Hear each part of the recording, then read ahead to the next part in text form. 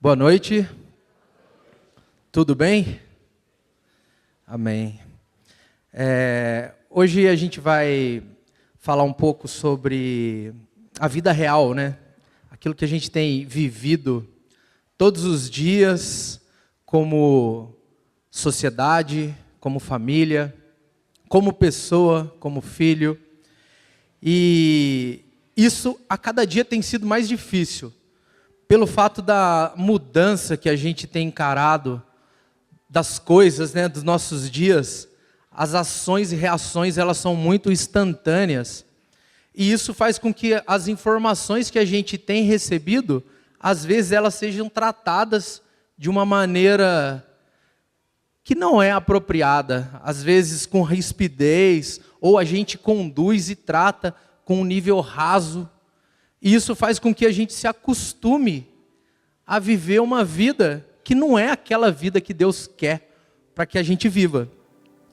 Então, é importante a gente entender que existe um padrão e que esse padrão, quando a gente consegue colocar ele em prática, faz com que a nossa vida ela seja realmente agradável e de acordo com aquilo que Deus espera de cada um de nós. E isso, consequentemente, faz com que a gente tenha uma leveza para conduzir tudo isso de uma maneira que não nos afete, não nos machuque e muitas vezes não nos destrua. A gente muitas vezes é consumido. Essa semana mesmo, teve um dia, na quarta-feira, diante de tudo que a gente vive, né? De trabalho, família. Meu carro, eu levei ele para manutenção e fui pegar ele no horário que eu achei que estaria pronto. E em determinado momento, aquilo, de certa forma, não aconteceu como eu queria, como eu imaginava. E às vezes a gente já é abalado porque a gente tem uma rotina e a gente acaba com as nossas agendas que são muitas vezes muito organizadas, alguma coisa já nos tira da benção de seguir o dia em paz. Então, quando eu me peguei nesse momento e cheguei na casa da minha mãe falou assim: cara, você precisa parar um pouco, porque a sua vida, a sua rotina, ela vai acabar te consumindo. Porque às vezes uma coisa que é simples e que você consegue resolver, não pode, de certa forma, te deixar, às vezes, tribulado, preocupado, ou achando que aquilo é o fim do mundo. Porque era simplesmente um carro que você poderia pegar no outro dia. Não, mas no outro dia eu já tinha coisa para fazer, e aquilo não poderia ser porque o cara tinha que ter me falado. Não, não é assim. As coisas não são, muitas vezes, como a gente quer. E vai ser assim até que Jesus volte. Porque no mundo tereis aflições. Isso é parte das coisas, né? Só que a gente precisa entender. E aí, uma palavra que veio muito forte nesses momentos foi Gálatas, que vai falar sobre o fruto do Espírito. Então eu queria que você abrisse comigo em Gálatas 5. Eu vou hoje falar especificamente de um versículo, que é o 22. Mas a gente vai ler do 16 ao 26, para a gente entender um contexto do que está sendo dito. E assim, contei um pouquinho, que não é praticamente nada, para vocês terem um pouco de entendimento quando a gente começar a falar de cada um dos tópicos. Acharam? Gálatas 5,16. NVI eu vou ler, tá? Por isso digo, vivam pelo Espírito, e de modo nenhum satisfarão os desejos da carne. Pois a carne deseja o que é contrário ao Espírito, e o Espírito o que é contrário à carne. Eles estão em conflito um com o outro, de modo que vocês não fazem o que desejam. Mas se vocês são guiados pelo Espírito, não estão debaixo da lei. Ora, as obras da carne são manifestas: imoralidade sexual, impureza, libertinagem, idolatria e feitiçaria, ódio, discórdia, ciúmes, ira, egoísmo, dissensões, facções, a inveja, embriaguez, orgias e coisas semelhantes.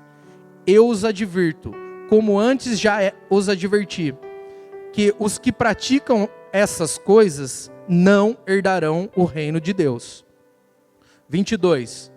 Mas o fruto do Espírito é amor, alegria, paz, paciência, amabilidade, bondade, fidelidade, mansidão e domínio próprio. Vocês conseguem ler de novo comigo isso aqui no telão, para todo mundo ler a mesma versão? 1, 2, 3 e... Mas o fruto do Espírito é amor, alegria, paz, paciência, amabilidade, bondade, fidelidade, mansidão e domínio próprio. Contra essas coisas não há lei. Os que pertencem a Cristo Jesus crucificaram a carne, com as suas paixões e seus desejos. Se vivemos pelo Espírito, andemos também pelo Espírito. Não sejamos presunçosos, provocando uns aos outros e tendo inveja uns dos outros. Até aqui. Feche seus olhos de novo, por favor. Pai, em nome de Jesus, eu te agradeço, Senhor, pela tua palavra, pelo teu grande amor e pelas tuas misericórdias. Muito obrigado, Jesus, por nos direcionar e nos dar o caminho que devemos andar. E, por favor, Espírito Santo, fala com cada um aqui nessa noite, para que aquilo que a gente precisa ser melhorado, para aquilo que a gente deve deixar de lado e não fazer mais, que está contextualizado nesse texto, nessa noite, em nome de Jesus, venha se concretizar na minha vida e na vida dos meus irmãos. É o que eu te peço em nome de Jesus. Amém? Então, o livro de Gálatas, ele é um livro que foi escrito pelo apóstolo Paulo, né? O escritor que escreveu boa parte do Novo Testamento. Essa epístola foi escrita mais ou menos na época de 50 depois de Cristo, entre 48 e 57 mais ou menos. E foi feita na Galácia, né? Foi escrita lá na Galácia, que é a atual Turquia de hoje. E o livro, ele vai tratar, o livro inteiro de Gálatas, ele vai falar sobre justificação da fé, liberdade em Cristo e unidade entre os cristãos. Que eles ainda tinham dificuldade para entender o que era lei e o que era já a questão do Novo Testamento, que era a graça sendo manifesta. Então Paulo, ele vem confrontar e ensinar o pessoal que aquilo que era rito religioso implementado no Antigo Testamento, ele não precisava mais ser regra de fé a ser cumprida. Cumprida no sentido de obedecer, sim, às leis, mas viver pela graça a partir daquele momento. E com isso, tinha vários problemas acontecendo naquele povo, naquela galera, né? Então, ele chama o pessoal para o quê? Para viver em liberdade. Vocês podem começar a viver agora não como escravos mais, mas viver em liberdade. Porém, essa liberdade, ela tem um padrão, né? Em Gálatas 5:1 vai dizer: não vos submetais de novo ao jugo da escravidão, ou seja, a lei de Moisés. Mas essa liberdade não isenta ninguém de enfrentar e lutar contra as vontades da carne que vai te puxar para não viver em espírito. Ele deixa muito claro isso. Até porque essas pessoas e nós que nascemos de novo e estamos em Cristo, vai estar escrito assim, ó: porque eu, mediante a própria lei, é Gálatas 2, eu, mediante a própria lei, morri para a lei, a fim de viver para Deus. Estou crucificado com Cristo, logo, já não sou eu quem vive, mas Cristo vive em mim. E esse viver que agora tenho, esse viver que agora tenho na carne, vivo pela fé no Filho de Deus, que me amou e assim mesmo se entregou por mim. Gálatas 2, do 19 ao 20. Então ele está ensinando que existe uma liberdade, só que essa liberdade não é sair fazendo o que você bem entende, mas é viver conforme Cristo. Porque Cristo já tinha deixado os ensinamentos e as diretrizes para que eles vivessem uma vida abundante em Deus. E por que eu estou falando tudo isso dessa contextualização? Porque a gente vai falar agora dos 9 dons que a gente acabou de ler aqui e que vai reger a vida do cristão. Desculpa, tem os dons do Espírito e a gente vai falar do fruto do Espírito. Só para não gerar confusão que gerou na minha, é 9 dons e 9 frutos. Então eles são iguais, só que hoje a gente vai falar de frutos de Gálatas. Obrigado. E continue me ajudando se eu falar besteira aqui, que a imperfeição em pessoa está aqui. E assim, e o Espírito agindo de dentro para fora. É isso que Jesus está falando. O Espírito Santo, ele vai nos transformar, não exteriormente conforme a lei de Moisés, mas com o Espírito agindo em nós e a nossa manifestação acontecendo de dentro para fora. E essas virtudes que compõem os frutos e não as obras, elas estão associadas às obras. Inclusive, se tivesse um tema aqui, seria obras de um fruto. E vocês vão entender por que um fruto. Porque esses frutos, eles são a evidência de um cristão. É a evidência de um cristão, esses 9 frutos que a gente leu, ele vai definir se realmente eu e você temos vivido de forma agradável a Deus. E assim, não é fácil. É algo progressivo e constante. Não é algo que você adquire conforme o batismo que foi mencionado. Batizei, agora acabou o problema. Esses frutos vão ser todos manifestos na minha vida e eu não vou ter problema com nenhum deles mais. Não é. É algo que a gente precisa a cada dia estar construindo e fortalecendo e alicerçando e buscando. E quando você acha que você alcançou, você pode buscar mais, que você não chegou nem na metade, que é uma coisa que a gente vai buscar até que Jesus volte. Por quê? Porque no mundo tereis aflições. E isso sempre vai ser algo que um cristão vai ter que batalhar. Embora, à medida que você começa a alcançar, aquilo deixa de ser um peso e uma dificuldade, mas se torna um prazer você realizar aquilo. É porque vira uma chave que você não faz por obrigação, mas por amor. E aí muda toda a história. Isso começa a ser algo que a gente não tem mais pesar em fazer, mas tem satisfação. E é isso que a gente precisa entender nessa noite, né? Você já identificou, pensando no que a gente acabou de ler, o que você precisa melhorar nas questões que já foram identificadas na sua vida, de oportunidades relacionadas aos 9 frutos que a gente leu? Ou será que você tem sido pleno em todas elas?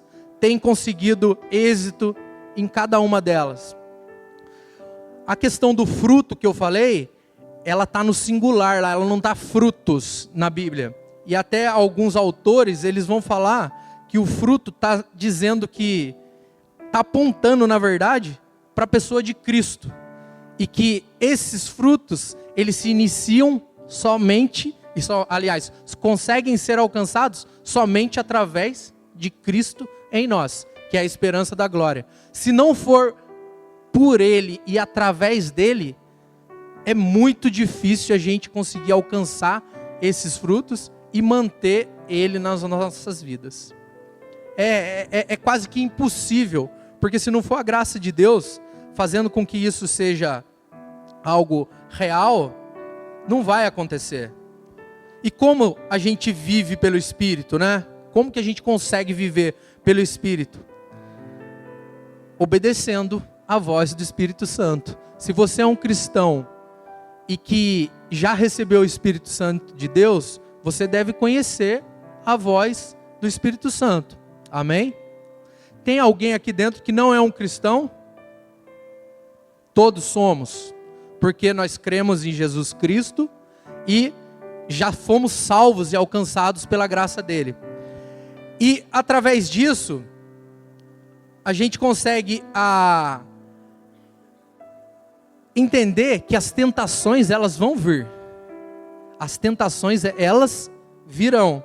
Só que quando a gente obedece e entende o Espírito Santo, a gente consegue lutar para que as tentações não virem o pecado. Esse é outro ponto importante. A tentação, ela nunca vai deixar de existir na vida de um cristão. Por mais que você seja o Superman espiritual. Por mais que você tenha alcançado um nível de cristandade ao ponto de todo mundo perceber que você é diferenciado. As tentações, elas nunca vão deixar de te bater na porta e querer que você peque. Romanos 8,14 diz que porque todos os que são guiados pelo Espírito de Deus, esses são filhos de Deus. E 1 Pedro também vai dizer assim, lançando sobre ele toda a vossa ansiedade, porque ele tem cuidado de vós. Então, 1 Pedro 5,7. Essas duas coisas, se a gente entende, a gente começa a viver pelo Espírito. Porque a ansiedade, muitas vezes, ela não deixa a gente viver no Espírito de Deus. Ela nos rouba da presença do Espírito Santo.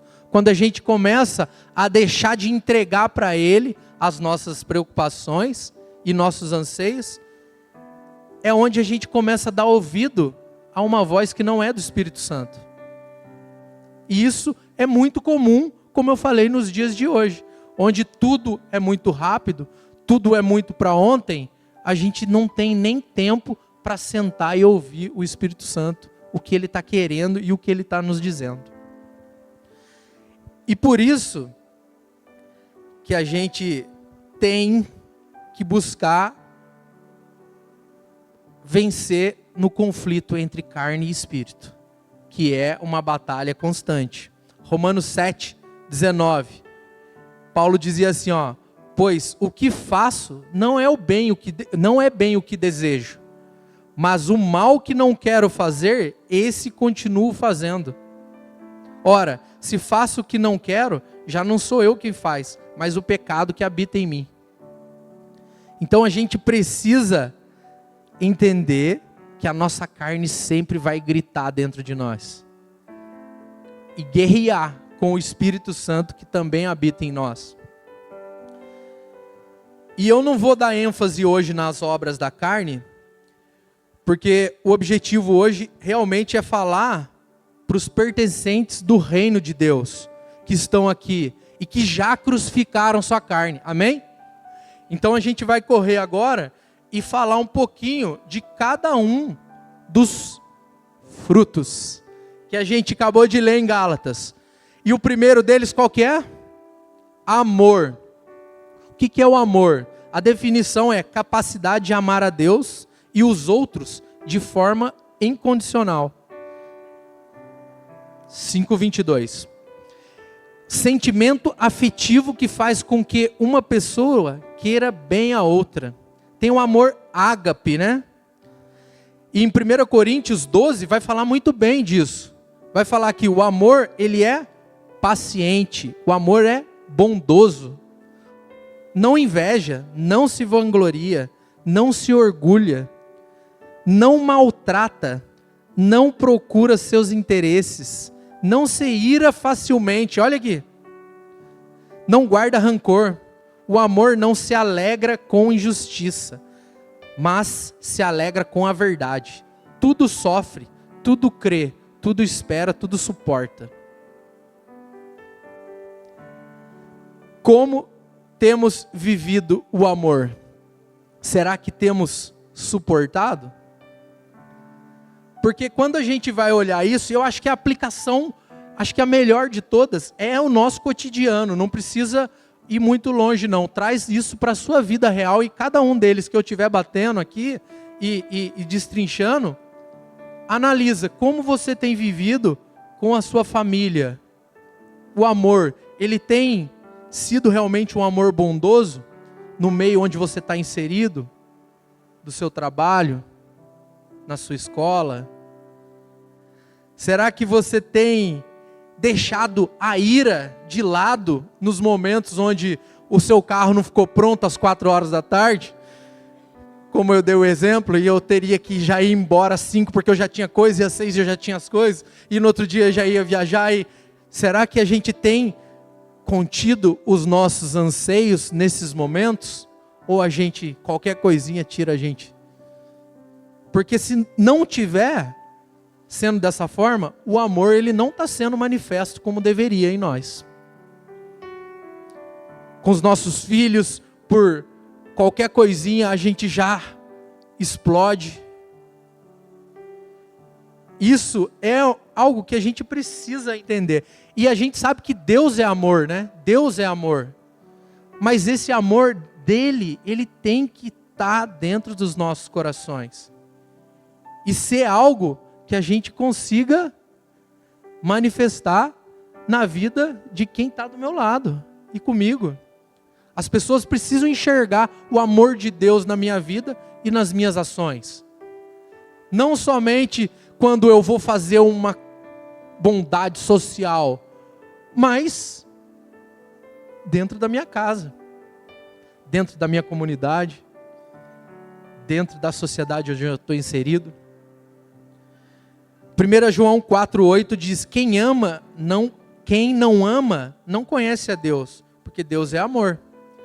Então a gente precisa dizer que, se a gente conhece Deus, o amor ele tem que estar fluindo em nós. 1 Pedro 4,8 diz também assim, sobretudo, amem-se sinceramente uns aos outros, porque o amor perdoa muitíssimos pecados. O amor é a fonte e a essência para todos os nossos problemas. Se a gente tiver o amor e o conhecimento do amor, tudo ficará diferente em nossas vidas. Não só de palavras, mas de ações. 1 João 4,19 e 20 diz assim: nós amamos porque Ele nos amou primeiro. Se alguém afirmar, eu amo a Deus, mas odiar o seu irmão, é mentiroso. Pois quem não ama o seu irmão a quem vê, não pode amar a Deus a quem não vê. É forte, né? Porque às vezes a gente, por qualquer motivo, às vezes pequeno, ou com motivos palpáveis, você começa a não gostar, não vou nem falar odiar, mas você começa a não gostar de certas pessoas, e começa a viver uma vida como se aquela pessoa não existisse. E aí o texto vem dizer pra gente que se você está fazendo isso com uma pessoa que você vê, você não vai conseguir amar a Deus.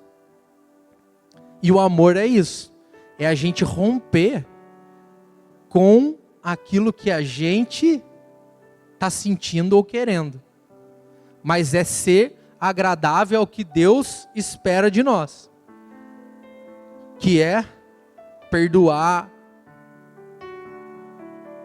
despejar esse amor e misericórdia sobre as pessoas que às vezes não encontraram esse amor que a gente já tem. E aqui que está o lance. Não importa se ela não me ama, mas eu tenho que amá-la. Eu não posso ter, como cristão, algo a ser resolvido com alguém.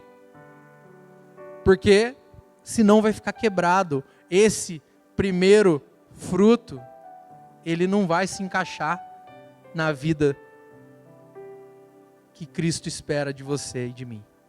Então a gente precisa entender isso e fazer com que o Espírito Santo nos ajude a realmente colocar isso em prática. Vamos pular para a alegria? Alegria, sentimento de felicidade e contentamento que vem de Deus. A verdadeira alegria não está num iPhone novo, não está num carro novo, não está numa casa nova, não está num emprego novo. Tudo isso é alegria também, gente. Mas a verdadeira alegria é de Deus, porque tudo isso, a partir do momento que deixa de ser novo, não vai te trazer a verdadeira alegria novamente. Mas Deus, Ele é sim a fonte que nos dá a satisfação que a gente precisa. Alegria é estado de satisfação extrema. Alegria de ser feliz, quando o contentamento se manifesta exteriormente nas ações ou nas palavras. Isso é alegria.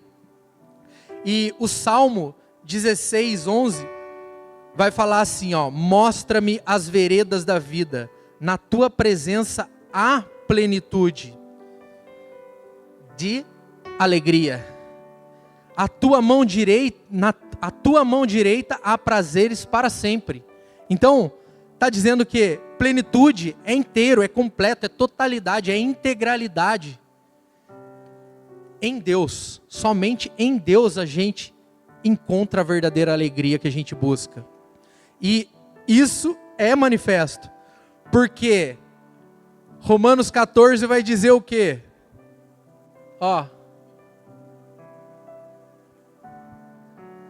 o reino de Deus não é comida nem bebida, mas justiça, paz e alegria no Espírito Santo. É isso que a gente tem que viver, a alegria de viver plenamente no Espírito Santo. É uma alegria que não dá só quando eu comi alguma coisa, ou eu assisti alguma coisa, ou uma piada foi engraçada e eu ri, não. É uma alegria plena, é uma alegria completa, igual está dizendo no Salmo 16:11. Vamos para a paz. Esse é importante, né? Nos dias de hoje, se tem uma coisa que as pessoas almejam, é paz. A gente precisa ter paz, porque você viver num ambiente onde você não tem paz, não é nada fácil. Não é fácil você acordar num dia onde você não tem paz. E às vezes, o dia começa tão atribulado que você ou dorme sem paz e acorda com menos paz ainda, né? Mas o que é a palavra paz? É a sensação de calma, tranquilidade que vem de Deus. A tradução do hebraico, a gente fala aqui bastante, shalom, que não significa apenas ausência de guerra, ou inimizades, ou brigas, mas inclui também tranquilidade, segurança, saúde, prosperidade, bem-estar material, espiritual, para todos. Essa é a verdadeira paz que Deus quer nos dar. Paz que traz para a gente segurança, saúde, prosperidade, tranquilidade e ausência de tudo aquilo que você muitas vezes está vivendo ou tem receio de viver. E o conceito bíblico de paz também vai falar de inteireza, de perfeição, de realização, integridade, enfim, as coisas que eu já disse. O Salmo 29:11 diz assim, ó: o Senhor dá força ao seu povo, o Senhor abençoará o seu povo com paz. Deus, Ele quer dar a paz, e aquela paz que muitas vezes excede o entendimento, porque quando você tiver essa paz, não importa se a sua vida às vezes ela não vai mudar drasticamente, você vai continuar encarando os mesmos problemas, só que quando essa paz ela faz sentido em você, não importa as coisas exteriores. E aí você vai até ouvir comentário de pessoas: cara, como é que você consegue ser desse jeito? Como que você consegue viver assim, sendo que está o pau quebrando no bom sentido, as coisas acontecendo e você e você tá tranquilo. Por quê? Porque a paz de Deus não tem como ser explicada quando ela é vivida. Então a gente precisa buscar almejar essa paz. João 20, 21. Disse-lhes, pois Jesus, outra coisa: paz seja convosco. Assim como o Pai me enviou, também eu vos envio a vós.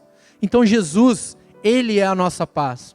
Ele é a plenitude de tudo que a gente precisa.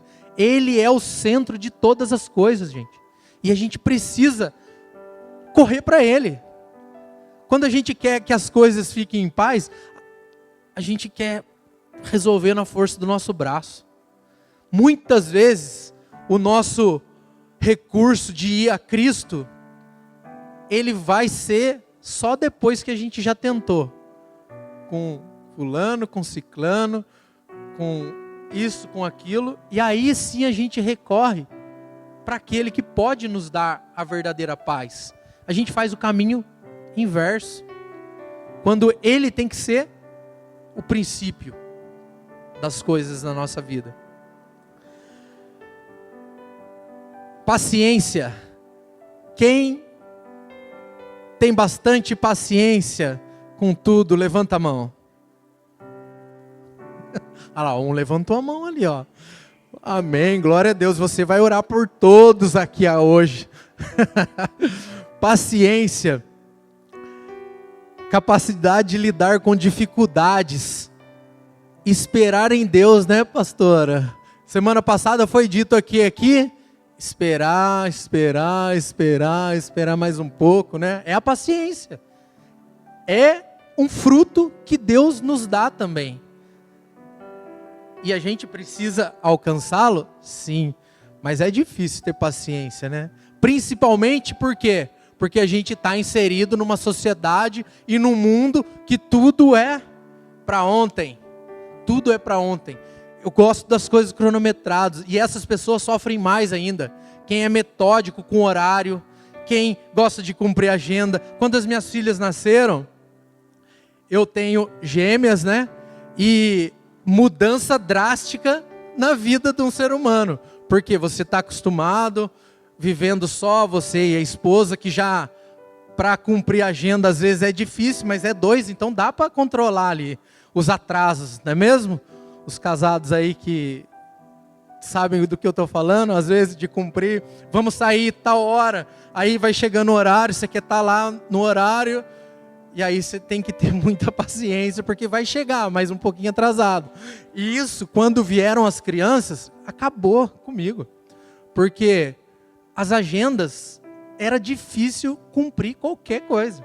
Porque duas crianças novas, elas não sabem que naquele horário ela não pode ficar com a fralda suja, ela não pode ter fome, e você vai arrumar duas para sair, e é uma aventura, né? Graças a Deus hoje estão com 8 anos e melhorou um pouquinho isso, mas ainda é um desafio, né? Acho que vai ser eternamente. Porém, é algo que a gente precisa, estou dando esse exemplo, mas tantos outros que a gente precisa tomar cuidado para que a nossa paciência, ela não destrua as nossas relações. Ela não seja algo que faz com que o nosso dia, às vezes, se perca por causa da nossa falta de paciência. Em querer compreender o outro, de entender o outro, né? E Romanos 12 vai dizer: alegrai-vos na esperança, sede pacientes na tribulação, perseverai na oração. Então, se você não está sendo paciente o suficiente, é porque você não está perseverando e nem orando o suficiente. Eu acho que se a gente tivesse mais oração, a gente teria menos discussão por falta de paciência. Não é mole não. Romanos 5:3 também, do 3 ao 5, diz assim, ó: e não somente isso, mas também nos gloriamos nas tribulações, sabendo que a tribulação Olha aí, ó, tá explicado. Produz a paciência. E a paciência, a experiência. E a experiência, a esperança. E a esperança não traz confusão, porquanto o amor de Deus está derramado em nossos corações pelo Espírito Santo que nos foi dado. Então, tudo coopera para o bem daqueles que amam a Deus. Se aquele momento que você está sendo trabalhado na sua paciência, dê um glória a Deus. Aprenda naquele momento que às vezes as coisas precisam ser melhoradas e os horários precisam ser cumpridos. Mas as questões, elas podem ser mais simples. E não precisa ser o fim do mundo, talvez algo que possa ser tratado de uma maneira diferente. E às vezes, aquelas coisas que estão roubando a sua paciência ou a sua paz nesse momento, ela está sendo colocada para que produza algo que você não enxergou ainda. E você precisa entender, assim como eu. Salmo 37, acho que esse é bom falar mais um pouco. Salmo 37, 7 e 9, diz assim, ó: descanse no Senhor e guarde por Ele com paciência. Não se aborreça com o sucesso dos outros, nem com aqueles que maquinam o mal. Evite a ira e rejeite a fúria. Não se irrite, isso só leva ao mal, pois os maus serão eliminados, mas os que esperam no Senhor receberão a terra por herança. Mais um, Filipenses 4:6. Não andem ansiosos por coisa alguma, mas em tudo pela oração e súplica e com ações de graças apresente seus pedidos a Deus. Então, se você ainda tem falta de paciência, peça a Deus. Pede a Deus para Ele te dar, porque Ele se alegra em dar tudo aquilo que os filhos pedem. E se você é um filho amado de Deus, Ele vai te dar isso, com certeza. Benignidade, atitude, capacidade de ser gentil e bondoso com os outros. Inclinação para fazer o bem, benevolência, qualidade de pessoa que é boa e generosa, que tem amabilidade, que é a ação de quem é amável e é cortês. Trata o outro com cuidado, respeito, evitando desconforto. Quando a gente está tratando as pessoas, principalmente os que são próximos, porque a gente tem uma tendência a tratar bem que é os de fora, e os de dentro, a gente, assim mesmo, vai fazendo de qualquer forma. Você tem sido cortês? Você tem sido amável nas suas ações? Pega um copinho d'água lá, pega você, sai fora. Você sabe onde é? Será que a gente tem nesses pequenos gestos? Porque para Deus, gente, não é só coisa grande, mas é as coisas pequenas também. Deus é um Deus de detalhes.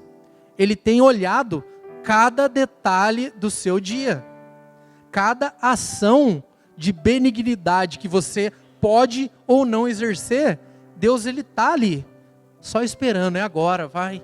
Agora você vai ser bondoso. Não deu certo, não foi dessa vez. E a gente foi ríspido, a gente não foi gentil quando poderia. E isso precisa ser mudado. As pessoas têm que nos enxergar como pessoas que praticam a benignidade, que é uma atitude, que é diferente do que a gente vai falar do próximo, que é a bondade. É bem parecido, né? Bondade e benignidade, mas aqui está relacionado à nossa ação, uma atitude mesmo, de fazer para o próximo. Efésios 2:7 fala que para mostrar nos séculos vindouros as abundantes riquezas de sua graça, pela sua benignidade para conosco em Cristo Jesus. Deus, ele é benigno. Todos os exemplos estão em Deus e em Cristo. E tudo que Cristo mostrou para nós como exemplo a ser praticado, ele deixou como ensinamento, porque é possível que a gente alcance. Só que a gente precisa buscar, A gente precisa almejar isso a cada dia, em cada situação. Salmos 26, 3. Porque a tua benignidade está diante dos meus olhos, e tenho andado na tua verdade. E a bondade? A bondade já é uma ação. O pastor Camilo falou semana passada do bom pastor aqui, né? E deu bastante exemplo para a gente viver conforme Deus espera e quer que um bom pastor viva. E não só relacionado ao título de pastor, mas de você que cuida e vive apacentando alguém. Isso está relacionado ao seu ambiente de trabalho, às pessoas. Você manifesta o cuidado de um pastor. Você manifesta um cuidado na sua casa, com os seus parentes. E isso é também um fruto totalmente necessário para nós. É a capacidade de fazer o bem, de ser generoso, o amor de Deus ao próximo, a caridade. É uma virtude, disposição em ajudar o próximo, tendência natural para auxiliar alguém que está numa situação desfavorável, piedade. Porque o mundo já está cheio de pessoas más, que não querem saber, muito menos de praticar a bondade, e sim a maldade, mas a gente precisa ter um coração bom, a gente precisa ser bom aonde a gente está inserido. E Colossenses 3,12 fala: portanto, como povo escolhido de Deus, santo e amado, revistam-se de profunda compaixão, bondade, humildade, mansidão e paciência. Salmos 34:8. Provem e vejam como o Senhor é bom. Como é feliz o homem que nele se refugia.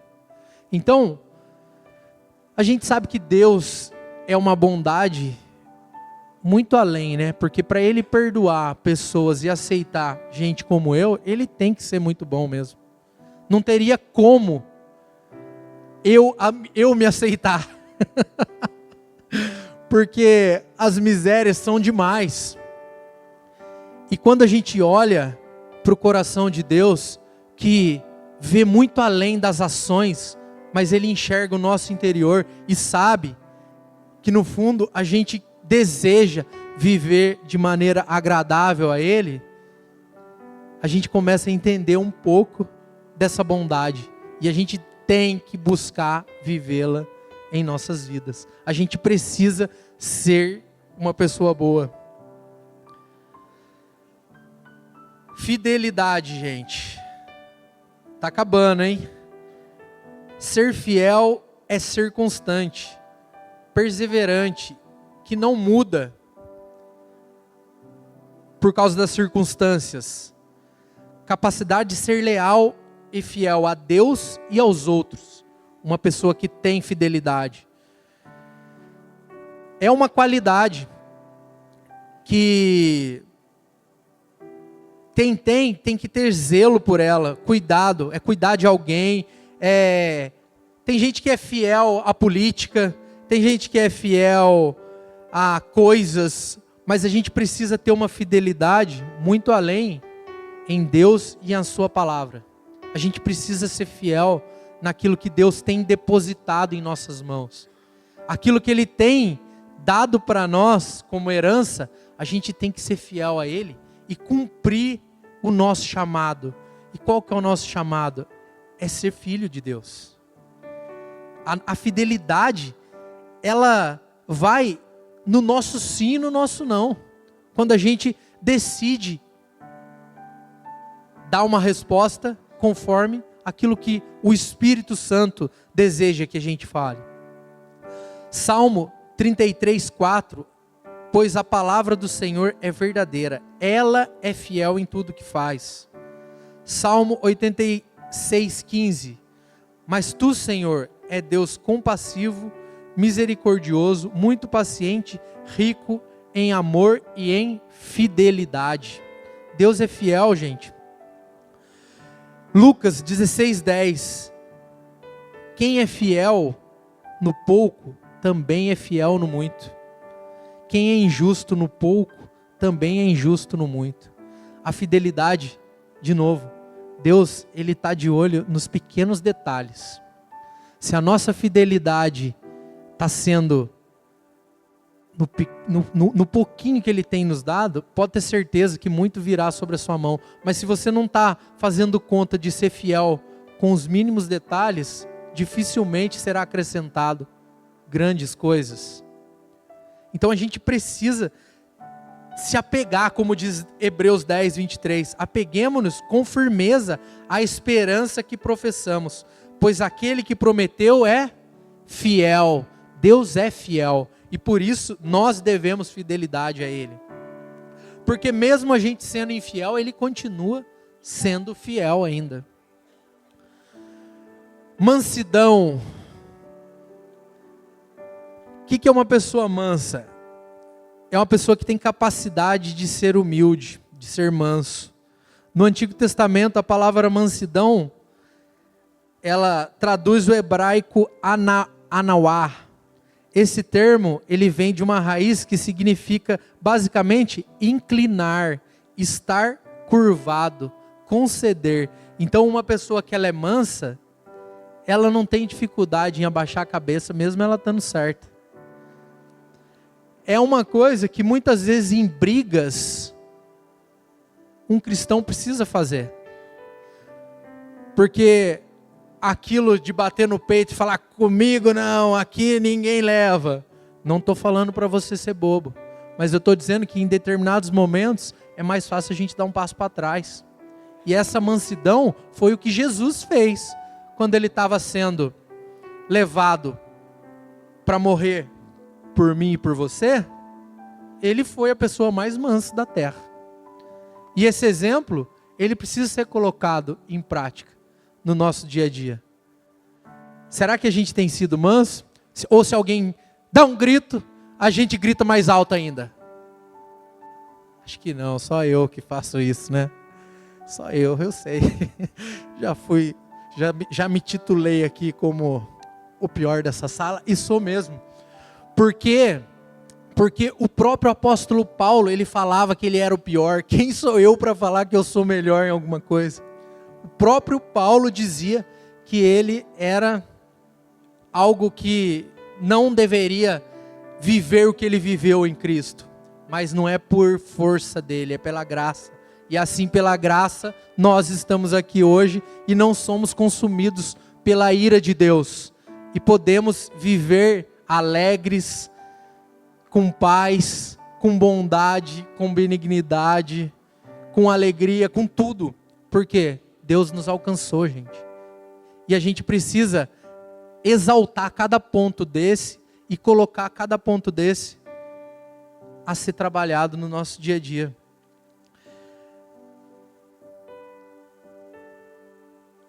Nosso Senhor, Ele é manso e humilde.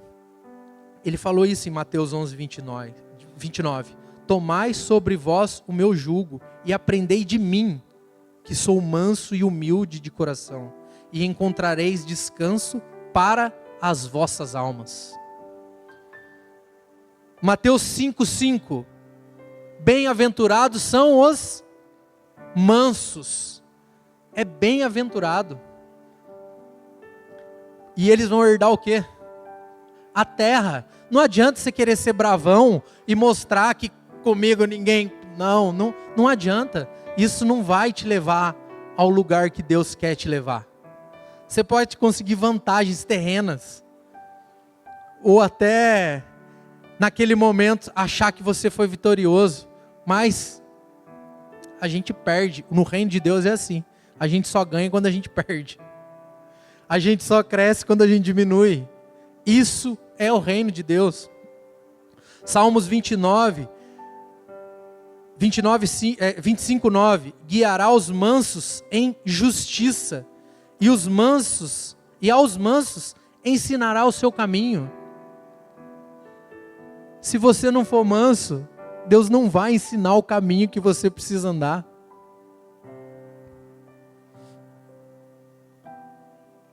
E 2 Timóteo 2, 24 e 26, ao servo do Senhor não convém brigar, mas sim ser amável para com todos, apto para ensinar, paciente, deve corrigir com mansidão. Como tem sido as nossas correções, pais? Será que a gente tem corrigido os nossos filhos com mansidão?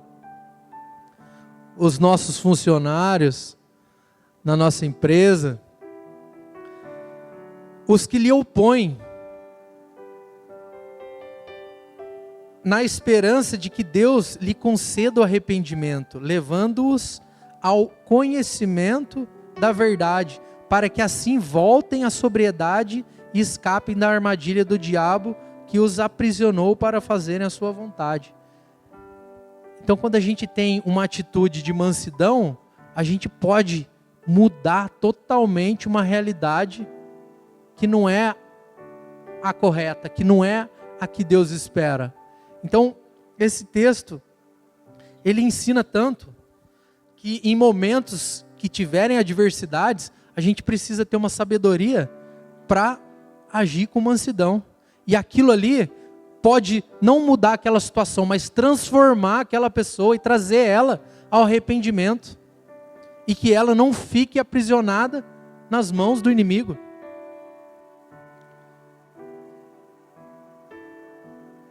E agora, domínio próprio. Domínio próprio é uma palavra grega que fala que é enkrateia. Essa palavra que também pode ser traduzida como temperança. Que nada mais é do que equilíbrio. Tem algumas vertentes que vão falar da questão de equilíbrio. Lá ele tratava em Coríntios e tanto para questões sexuais que aconteciam na época, e também para a questão dos atletas, para eles terem equilíbrio com a questão do corpo e tudo mais. Mas eu quero colocar domínio próprio para tudo em nossas vidas. A gente precisa ter discernimento e não se deixar dominar por várias coisas que hoje em dia tem nos levado. Domínio próprio, às vezes, com comida. A gente, às vezes, não consegue se controlar diante de um banquete. Glutonaria é pecado. Quando você não consegue se controlar e não tem um domínio próprio sobre si, e sai passando mal. E a gente tem falado isso aqui nos últimos dias. As pessoas, os pastores que passam aqui, têm comentado a respeito de algo tão comum, né? Porque a gente não bebe. Não tem problema em chapar e ficar bebendo além do que a gente deve, porque a gente não bebe, mas comer, nada a ver. Vamos lá para o churrasco, aí enquanto não vê os últimos bifes, e mesmo que acabou, cara, mas está tão gostoso, né? Falou o glutão aqui. Mas eu tenho melhorado, porque além de engordar a gente não conseguir manter o peso, cara, é muito ruim passar mal. Não é? Ainda bem que é só eu, vocês não sabem o que é isso. Um dia vocês vão perceber isso quando vocês viverem isso. Mas pizza. Cara, quem que não gosta de comer uma pizza? Né? Mas, cara, 2 pedaços. No máximo 3 se tiver uma doce. Não, pra mim é proporcional. Vamos ver também isso aí. Vamos fazer uma distinção de idade. Sobremesa, gente. Sobremesas mexicanas. Essa pode comprar sem ter domínio próprio. Mas na hora de comer... Não, tem que ter domínio, senão acaba o dinheiro e também vai ser um problema. Mas domínio próprio em tudo aquilo que a gente vivencia. Tela. Você não tem domínio próprio, você se perde.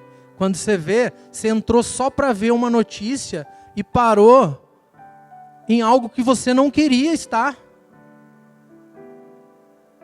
E ficou horas que você não precisava ficar.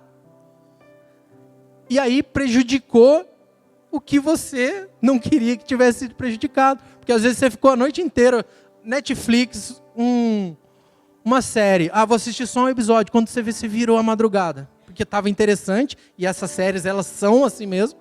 Ela te prende, que se for ler a Bíblia, um versículo cai. Mas para assistir a série, vira a madrugada e o sono não vem. Não é verdade?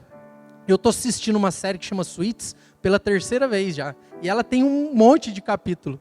E eu já fiz esse teste, cara. Não tem como eu ter sono quando eu estou assistindo aquilo lá e prende. Aí você vai querer fazer o devocional à noite, não consegue. Por quê? Por quê? Quem explica? Então a gente precisa ter domínio próprio com comida, com bebida, com internet. Bebida no sentido de refrigerante, pelo amor de Deus. Com a nossa fala, com a nossa família, com os nossos filhos, com os nossos cônjuges. No nosso trabalho, a gente precisa trabalhar o domínio próprio. Não ceder à nossa vontade carnal, que ela sempre vai ser mal. Sempre ela vai fazer o contrário que o Espírito Santo espera de mim e de você. É tão precioso isso, o controle e você ter domínio próprio, que o rei Salomão, ele escreveu em Provérbios 16, mais vale controlar a si mesmo do que conquistar uma cidade. Provérbios 16, 32. Mais vale controlar a si mesmo do que conquistar uma cidade. O cara mais sábio que existiu na terra, ele está dizendo para a gente que não importa se você está fazendo coisas revolucionárias se você não controla a si mesmo. Se você não consegue se manter no lugar que você sabe que você precisa estar. Da maneira que você precisa estar. Então a gente precisa ter domínio próprio. A gente, assim como os demais frutos aqui, tem que ser trabalhado, mas eu acho que esse aqui é um que tem nos prejudicado em grande escala, como cristãos.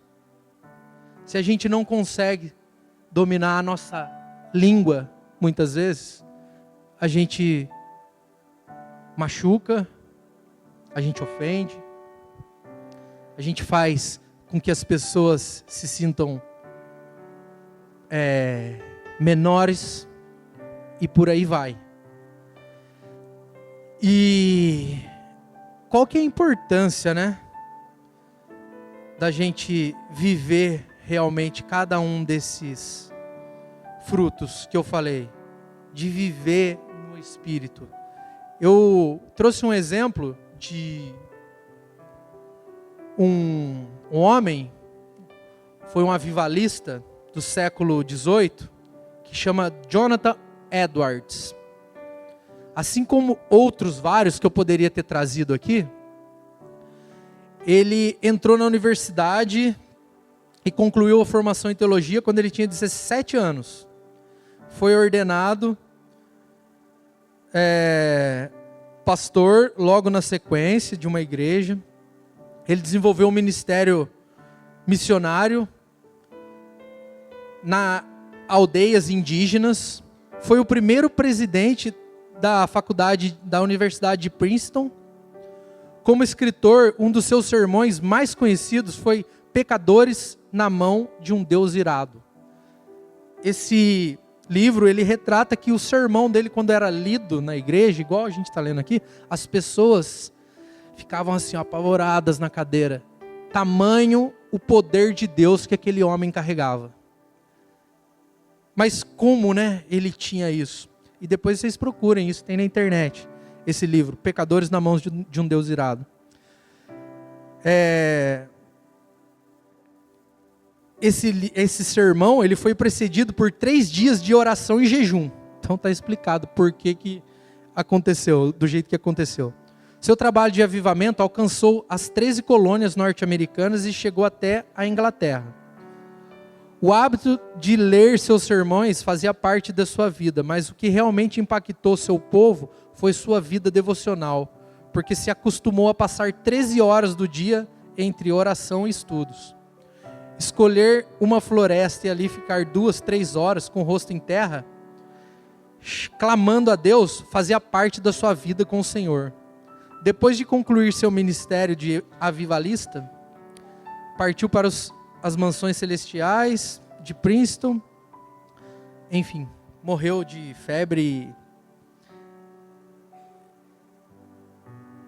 de varíola, contra varíola. Mas a questão é,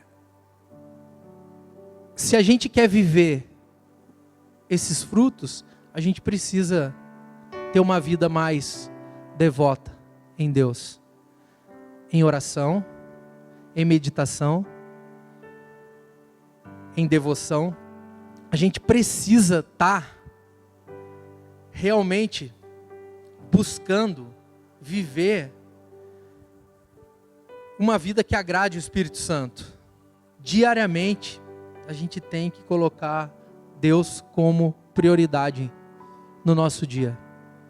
Lendo, orando e tendo comunhão com os irmãos. Porque 5,16 vai dizer o que para a gente, Gálatas? Por isso digo, vivam pelo Espírito e de modo nenhum satisfarão os desejos da carne. A gente só vai alcançar isso se a gente tiver uma vida de devoção a Deus, de busca e entrega. Se não tiver, talvez a gente consiga alcançar em alguns momentos, mas a gente não vai permanecer. A gente precisa viver pelo Espírito, como diz Gálatas 5:25. Se vivemos pelo Espírito, andemos também pelo Espírito. E andar no Espírito é constantemente buscarmos. Constantemente buscarmos. Amém?